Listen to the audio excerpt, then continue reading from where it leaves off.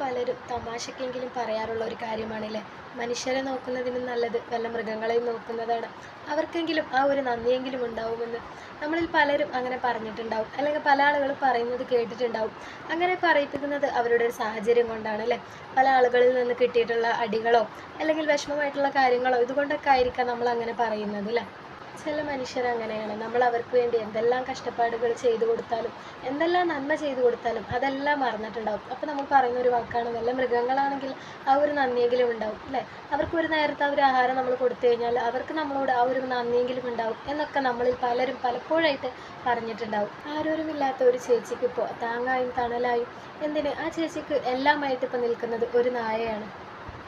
ദൈവമായിട്ട്. കാരണം ഒരു ദൈവദൂതൻ വന്ന് എന്നെ നോക്കുന്നു എന്നുള്ളൊരിതാ എനിക്ക്. കാരണം എൻ്റെ അനുഭവത്തിൽ നിന്ന് പിന്നെ ആവശ്യമില്ലാത്ത ഒരാൾ റോഡിൽ വണ്ടി നിർത്തിക്കഴിഞ്ഞു കഴിഞ്ഞാൽ നീ എന്തിനാ നിർത്തിയെന്ന് ചോദിക്കും അവരോട്. ഇതിപ്പോ ശരിക്കും പറഞ്ഞ ചേച്ചി ഉപദ്രവിക്കാൻ വേണ്ടിയല്ല, ചേച്ചി സഹായിക്കാൻ വേണ്ടി വന്നാണെന്ന് നമുക്ക് മനസ്സിലായി. ഞാൻ സുഖമില്ലാതെ കരയുമ്പോ ഇത് കൂടെ കരയും. ഞാൻ ഹോസ്പിറ്റലിൽ പോയിട്ട് വരട്ടെ, അല്ലെ ബസ്സിൽ പോയിട്ട് വരട്ടെ, മോക്ക് തീറ്റ ദൈവദൂതൻ തന്നെയാണ് പ്രത്യക്ഷപ്പെട്ട് ഇപ്പം തൻ്റെ കൂടെ നിൽക്കുന്നത് എന്നാണ് ആ ചേച്ചി പറയുന്നത്. അത്രയും ഒരു സഹായമാണ്. ഒറ്റയ്ക്ക് ജീവിക്കുന്ന ആ ഒരു ചേച്ചിക്ക് മറ്റാരെക്കൊണ്ടും ശല്യമില്ലാതെ പേടിക്കാതെ ആ ഒരു കുഞ്ഞു വീട്ടിൽ ഉറങ്ങാൻ പറ്റുന്നുണ്ടെങ്കിൽ അതിന് കാരണം മീനാക്ഷി എന്ന ആ ചേച്ചിയുടെ ഈ നായക്കുട്ടിയാണ്.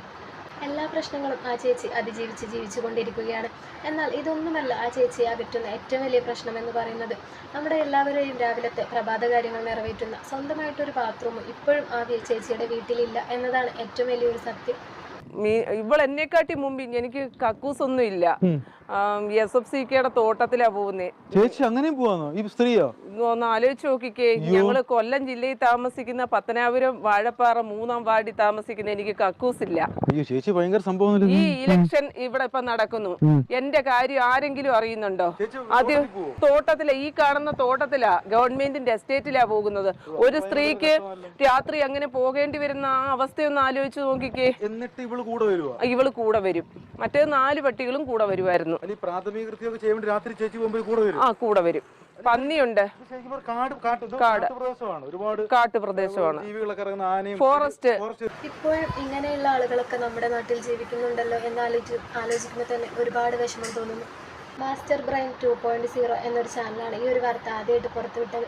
അതിനിടയിൽ പോയി നോക്കിയാൽ നമുക്ക് ഒരുപാട് കമൻസ് കാണാൻ പറ്റും. അതിലൊരു കമൻസ് ഞാൻ ശ്രദ്ധിച്ചു. ആ കമൻസിൽ പറയുന്ന കാര്യം ഇങ്ങനെയാണ്: ഞാൻ സുരേഷ് ഗോപിയുടെ ശ്രദ്ധയിൽ ഈ കാര്യം പെടുത്തു. അപ്പോൾ അതിന് താഴെ റീപ്ലൈ ആയിട്ട് വന്നൊരു കമൻറ്റാണ്, അങ്ങനെ ചെയ്തിട്ടൊന്നും ഒരു കാര്യമില്ല, ഇതുപോലെ സുരേഷ് ഗോപി അന്വേഷിച്ച് ഒരു കുഞ്ഞും അമ്മയും വന്നിരുന്നു, അവരെ സുരേഷ് ഗോപി ആട്ടിവിടുകയാണ് ചെയ്തത് എന്നൊക്കെ പറഞ്ഞിട്ടുള്ള പല തരത്തിലുള്ള കമൻസ് ഉണ്ടായിരുന്നു. ഇത് ആരൊക്കെ ശ്രദ്ധയിലാണോ തക്കതായ ശ്രദ്ധയിൽപ്പെടുത്തുക, ആരാണോ അവരെ സഹായിക്കാൻ അനിവാര്യമായിട്ടുള്ളത് അവരുടെ ശ്രദ്ധയിലാണ് ഈ ഒരു വീഡിയോ പെടേണ്ടത്. അങ്ങനെ ഒരാളുടെ ശ്രദ്ധയിൽ ഈ വീഡിയോ പെടാൻ വേണ്ടിയിട്ട് മാക്സിമം എല്ലാവരും ഈ വീഡിയോ ഷെയർ ചെയ്യുക. അങ്ങനെ അവർക്ക് അർഹതപ്പെട്ടിട്ടുള്ള ഒരു കാര്യങ്ങളെല്ലാം അവർക്ക് ആരാണോ നിറവേറ്റി കൊടുക്കുന്നത് അങ്ങനെ ഒരാളുടെ ശ്രദ്ധയിൽ ഈ വീഡിയോ എത്രയും വേഗം എത്തട്ടെ എന്ന് നമുക്ക് പ്രാർത്ഥിക്കാം.